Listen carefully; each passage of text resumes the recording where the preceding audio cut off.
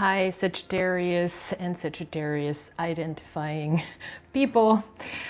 Welcome to this mid-June reading for Sagittarius and everybody who is inspired by the symbolism. I'm working with the symbolism of Western astrology and the symbolism of the tarot card because they're very interconnected, to bring some new consciousness, maybe some layers of consciousness into light, and to help us self-reflect on certain situations. I'm not a fortune teller, I'm not an astrologer.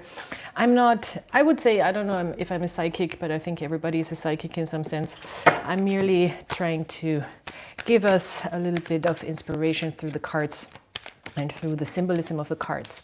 So let's see what's coming out. First part of the reading, as always, is a general energy for you. Second part of a reading is a relationship dynamic, and we're going to look at how you and another person, a specific person, is interacting right now and creating their situation.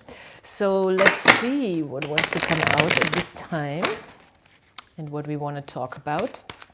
Please like, subscribe, and comment. Of course, also I look at the chat. I do not take questions, but I am present and I see that people are also interacting in the chat. All right, Saggies. Oh, that's 2 cards. That's kind of too much. Oh, the 3 of Cups again. This is going to be a good month. I just did the Scorpio reading and the 3 of Cups were out already. So again, the 3 of Cups is here and it's present, and that's wonderful because we really are in a place where we're like, okay, now we can really enjoy life. We can enjoy our friendships, our connections. We can really find the abundance, the emotional abundance. Mostly this card is called abundance within our lives. We can connect. We can be also connected with other people, and we can be light and happy, and we can just enjoy and have fun and have a good time and celebrate. So this is a really, really good card of emotional fulfillment coming in a sense, and also sharing that fulfillment with other people. I like to say that there is a symbolism of the tale of Persephone, who is a Greek tale, or which is a Greek tale. She's the daughter of Demeter, going into the underworld, being kept prisoner by Hades, and then being released for spring again. And so she's also bringing this contrast that we do understand. We need to have the dark of the underworld to really appreciate also the light of the now and what we have in the moment, when it's easy, when it's spring, when it's dark. She also brings spring. So this is a really when it's light, I'm sorry. This is a really, really good card for feeling light, for feeling open, for having a good time, for going out, for really treasuring also your friendships, your social circles, and to just enjoy life with your friends and with people. All right, love it. So what's in the now? Oh, the 5 of Pentacles. Well, that's a weird switch, but maybe there is, again, this contrast that is brought up, that I already brought up with the 3 of Cups, that we might still, even if we can take things lightly, we might still have some trouble that we deal with. You know, maybe we're a little sick, maybe we don't have the money on the bank account that we need, maybe we feel a little unworthy of something happening to us. And this is something that we can look at this time, and we can really try to work through with a light energy also, because I mean, that's really the only energy that we can approach this with. That doesn't mean that our reality is not our reality. The 5 of Pentacles is also telling us, especially if we are in that manifesting space, you know, of course I know the money on my bank account is not right, but still I'm not going to worry about it, because worrying does not really change anything. I can only approach this with a light-hearted energy and with a positive attitude and with a also abundant attitude. So how can we really make this reality change, make this reality of lack that we're seeing in the now, in the present, change? With what attitude? And I think this is really the combination of cards that is asking us to approach a situation with lightness and with the knowing that we are also safe, maybe safe in our environment, safe in our friendships, safe in our emotional connections and in our emotional life. And the more we are in this energy of light and security within ourselves, the more we know that eventually, even if the now in the 3D, as people like to say, looks not ideal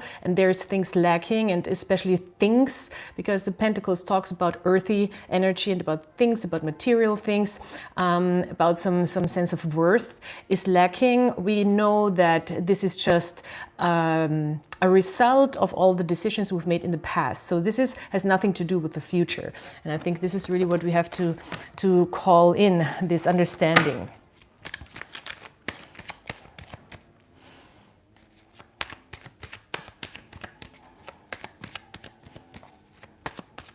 Also, for some Sagittarius, it could be that you were just going a little overboard in the beginning of the month, and now you're kind of, your body doesn't feel great. Maybe you were partying too much or going out too much, or, you know, having a little bit too much fun. That could be, because I don't read these cards in the reverse, and now you might take a little rest. Oh yeah, I feel like that's a confirmation with the Queen of Swords, who is trying to approach things from a logical level and also from a more analytical level. And she understands, like, oh, this is going on. I still have to work on a couple of things that are lacking. And I do understand that it's really my attitude and really my decisions that I'm making. And also maybe old knowledge and old decisions that I'm cutting off, which is also represented by the Queen of Swords, to change my situation and to get a grip of the now again. Because we do have an Emperor here, and he is really getting the grip. He is really having things under control, and it seems like you do have things under control, even though there might be, you know, places in your life where there is no results, or not the results that you want, and they are not ideal, but still it seems like you're very level-headed. We also do have a full moon in Sagittarius coming up, and that might help us also to really let go of some limiting beliefs also. The Five of Pentacles is a card of limiting beliefs, or is a result in the now of limiting beliefs from the past. It means we can change. We can change anytime. We do change anytime. We don't even have to, because we do. You know, we don't even have to put effort in it, because every moment is change in our life. And it is a very, very revolutionary card, actually, because we're trying out new things, going out of old securities, old systems, which is also represented by the Emperor in a way, trying new things, and sometimes that can lead to, you know, new situations that don't feel safe anymore and that feel a little insecure, unsafe. And that is what we are really here to approach with a very logical and analytical mindset here with the Queen of Swords. I love that we have the Emperor and at the same time this old system represented by this mask that she is holding of this old white man in her hand, that she's kind of cut off that old wisdom, that old knowledge, to let this new wisdom and this new knowledge grow, which is represented by this child's head on top of her throne. And we still have the Emperor here, so maybe we're really trying to build a new system for ourselves, how we can really be on top of our own lives, be on top of things. And this is a little bit of a revolutionary energy, because the Five of Pentacles, as I said, is also a card of revolution, rebelling against an old system. So yeah, this is a cool reading. I love it. So let's see how this is working out for relationships, or what it has to say when it comes to relationships. So this other person and you. Don't forget to like, subscribe, comment, and don't forget to also check out the other readings on my channel. I do these lives now in this vertical thing, but you can still watch them on my channel in full length. And it is, I do them quite regularly, but not on a fixed schedule. So if I can do, you know, 6 readings by the end of the month for the month, and I cannot do 12, then I do the next 6 zodiac signs for mid-month, and I just go through the zodiac just regularly. So it's always just going through the zodiac, so your readings will come up, you know. It's not just like 3 Sagittarius readings and then no Libra reading. But yeah, this said, let's look at the relationship dynamic.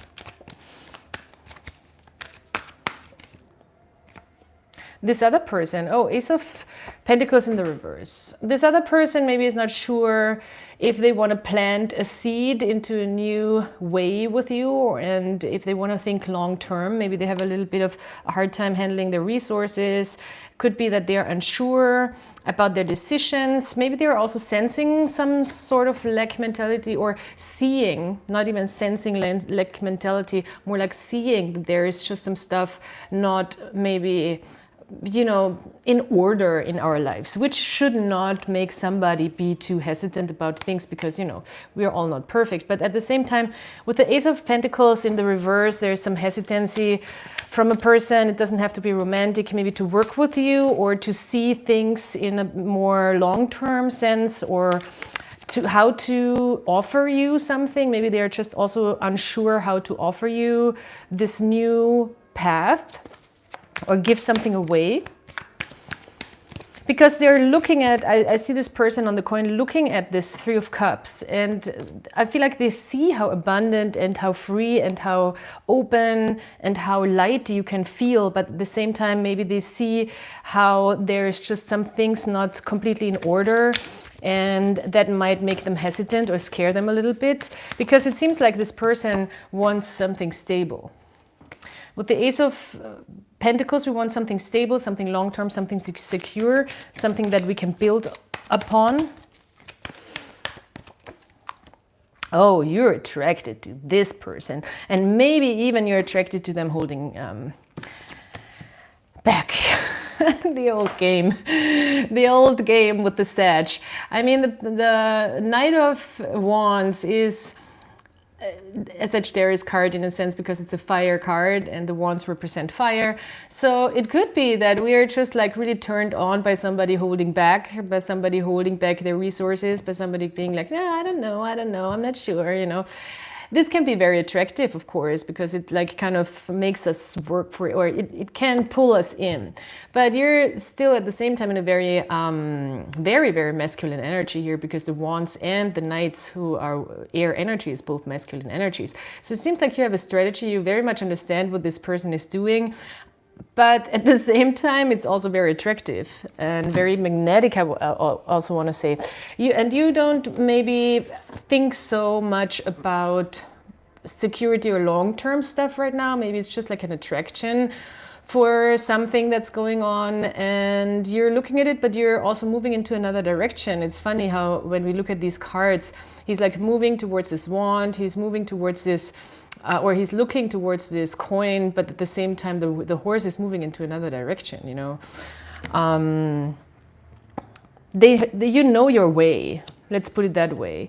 You're on your path, and you might even walk away. It also looks like, when I really look at how it's composed, the pictures are composed, you might even, you might be on your way, do your thing, do whatever you want to do, which is a very Sagittarius thing.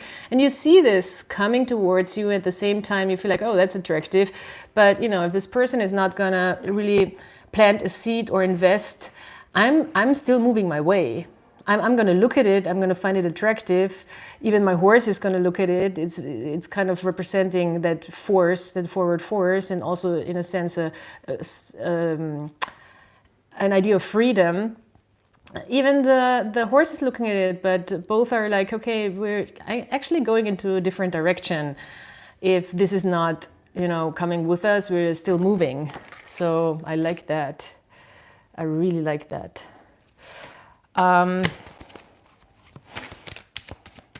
These cards are also great. Please check out my description box for the cards I'm using. And I am also having an Amazon wishlist. So this is actually a card deck that a subscriber gifted to me and that I'm using here. So if you want to support my channel, that's one way to do that. Okay, let's see how this is mirroring, how you are mirroring each other. Maybe somebody also wants to work with you and they're just like unsure because you're a little bit of a wild card. And they're afraid to invest in it. Ooh, wow. Alrighty. Well, we do have a King of Wands from the Knight of Wands to the King of Wands. Seems like both here have a very strong will. Both here really are represented by somebody who really, really knows what they want. And maybe this could be a little bit of a clash of egos, you know. At the same time, I think this is what you and your person are mirroring. So it's very strong-willed energy. And with the strong-willed energy, we can still find a common ground. And it seems like you want the same thing. Especially when we have this in the mutual position. It seems like you want the same thing. There's just some... I'm not sure what's going on, quite honestly.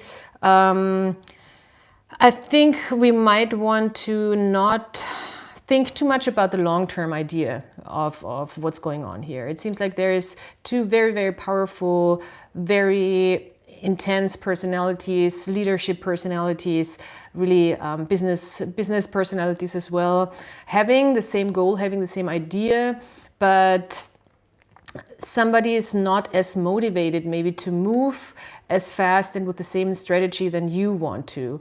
And this makes them hesitant to maybe invest long-term for now.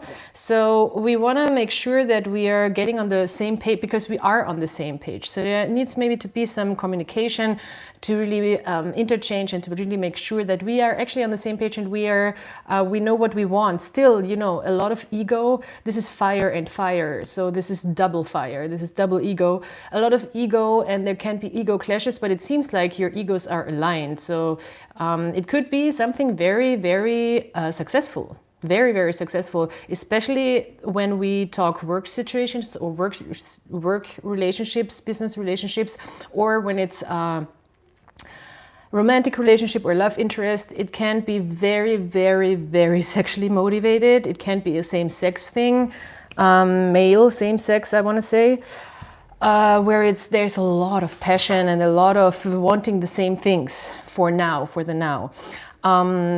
If you're open to that, you know, explore it, because this can be a very, very powerful connection where you can really, really make something happen, and where you can meet a very inspired self within another. And with the Emperor, that's also a confirmation for that. So wow, this is a very, very fiery reading and a very, very inspired reading. So let's draw one more card for just a little bit of a finale.